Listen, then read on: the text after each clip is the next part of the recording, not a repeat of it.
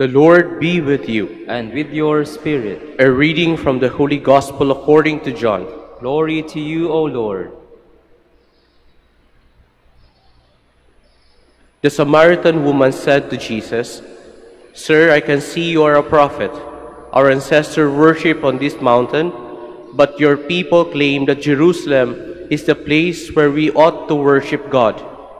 Jesus told her, "Believe me, woman, an hour is coming when you will worship the Father neither on this mountain nor in Jerusalem. You people worship what you do not understand, while we understand what we worship. After all, salvation is from the Jews. Yet an hour is coming and is already here when authentic worshippers all will worship the Father in spirit and truth. Indeed, it is just such worshippers the Father seeks. God is spirit, and those who worship him must worship in spirit and truth." Brothers and sisters, the Gospel of the Lord. Praise to you, Lord Jesus Christ. Please be seated.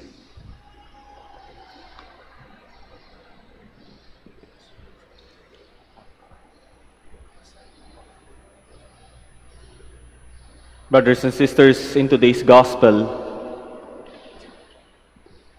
binigyan ng diin ng ating Panginoon sa harapan ng Samaritan woman, nag-shift siya ng focus from worshiping God in temples or in sacred places doon sa pinaka-core, sa pinaka-loob kung ano ba ang ibig sabihin ng tunay na pagsamba at saan natin sinasamba talaga ang Diyos ng totoo. Yan ay walang iba kundi sa puso, sa pinakakalooban natin. Katulad po ng sinabi ko kanina sa ating introduction, ngayon po ay ginugunita po natin yung pagbibigay ng Roma ng title sa simbahang ito mula sa pagiging isang parokya o pilgrim church. Ito ay naging basilika. At ano po ang ibig sabihin ng ganun? Bakit naging basilika ang ating pilgrim church na ito? Hindi po lahat ng pilgrim churches ay basilika. Bakit siya naging basilika? Dahil ba sa kanyang architectural design? Dahil ba sa ganda ng pintura?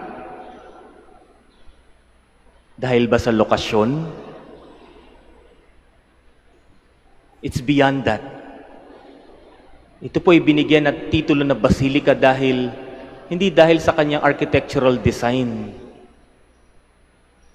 Kung hindi, saksi ang mga dingding na ito, ang structure na ito, sa mga panalangin idinuludulog dito ng mga taong katulad natin. Saksi ang mga structure na ito sa mga luhang tumulo, dumaloy dahil sa mga nararanasang pinagdadaanan ng mga taong lumuluhod at nananalangin dito, at gayon din naman sa tuwa ng mga answered prayer dahil sa pagdedebosyon sa mahal na ina, dahil sa paglapit kay Jesus ng mga taong pumupunta rito.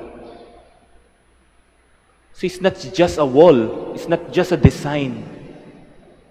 It's about the faith of the people na nagpupunta po rito.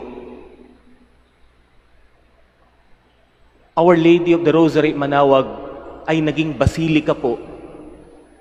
It became a spiritual home,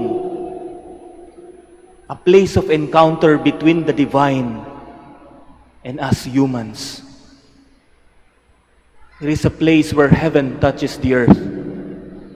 And I hope that every liturgical celebration, every worship that we do here also touches our heart, also transform our heart. And today, my dear brothers and sisters, I also thank the Lord for giving me 2 years, 2 taon po ng pagsisilbi bilang isang pari. as I remember the anniversary of my ordination today. Hindi lang Lazada ang inaalaala ngayon na. Baka mamaya, tapos na po yung 10-10, 11 na ho ngayon. And as I remember the anniversary of my ordination today, I thank the Lord for, sending me into this place, sa Basilica ng Manawag, where it reminds me, that priesthood is not about title. It's not about privilege. It's about imitating Jesus. It's about being closer to His mother, Apo Bakit. It's about serving people. It's about sacrificing one's life. It's about encountering the Lord not only in the altar of this church, but in the very heart, sa puso po natin. At napakahalaga po ng encounter na ito, tulad ng encounter ng Samaritan woman sa ating gospel, sa ating Panginoon. Napakahalaga ng encounter na ito para sa isang paring tulad ko, tulad namin, ng aking mga kapatid na Dominiko na naglilingkod din sa dambanang ito, sa basilikang ito, sapagkat it will remind us yung lalim ng encounter mo sa Diyos, doon ka din kukuha ng inspirasyon upang lumalim din yung hugot mo ng paglilingkod sa bayan ng Diyos. My dear brothers and sisters, the title given to this church, to this humble church of being a basilica, is truly a gift. Even our ordination as priests is a gift. Our very own life, our faith is a gift. But beyond being a gift, the title of being a basilica is also a call. Priesthood is also a calling. And our life, our purpose, why we exist, is also a calling to deepen our worship, not only nilang dahil sa nakadepende kung anong pilgrim church yung napuntahan mo, ang palalimin ng ating pagsamba sa Diyos. Sana ito'y umabot sa ating mga puso. Nawa matularan natin si Kristo na handang mag-reach out sa isang Samaritan woman na hindi niya kalahi. Sana matularan natin si Kristo na handang makinig, higit lalo sa mga mahal natin sa buhay o kaya naman sa mga taong hindi naman natin kakilala na nangangailangan ng ating panahon at atensyon. Sana yung pananampalataya natin ay tulad ng balon kung saan na-meet ng Samaritan woman si Jesus.